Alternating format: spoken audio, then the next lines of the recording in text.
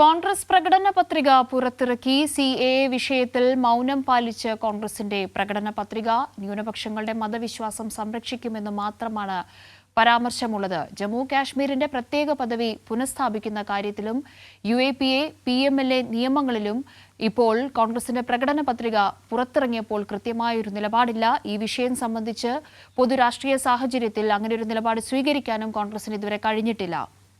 സിബി കൂടുതൽ വിവരങ്ങളുമായി ചേരുന്നുണ്ട്. സിബി, ഇപ്പോൾ പുറത്തിറങ്ങിയിരിക്കുന്ന പ്രകടന പത്രിക സംബന്ധിച്ച വിശദാംശങ്ങൾ എന്താണ്?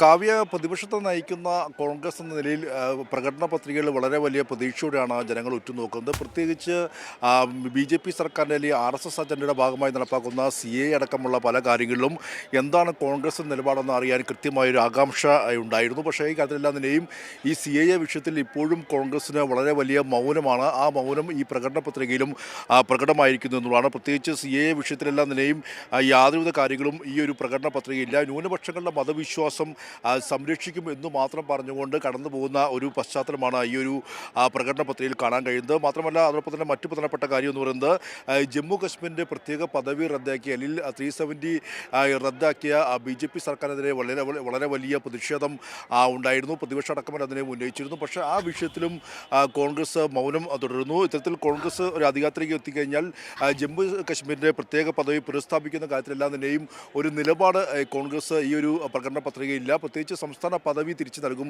എന്നുള്ളത് മാത്രമാണ്. പക്ഷേ അത് സ്വാഭാവികമായും സംസ്ഥാന പദവി ഈ ഒരു സെപ്റ്റംബർ 30-നകം തെരഞ്ഞെടുപ്പ് നടക്കുമ്പോൾ ആ സംസ്ഥാന പദവി കശ്മീരിന് ലഭിക്കുകയും ചെയ്യും. ആ ഒരു പശ്ചാത്തലത്തിൽ ആ കാര്യത്തിൽ കൃത്യമായൊരു നിലപാട് കോൺഗ്രസിനില്ല എന്നും വ്യക്തമാണ്. അതോടൊപ്പം തന്നെ ശരി, സിബിയാണ് ദില്ലിയിൽ നിന്നും വിശദാംശങ്ങൾ നൽകിയത്.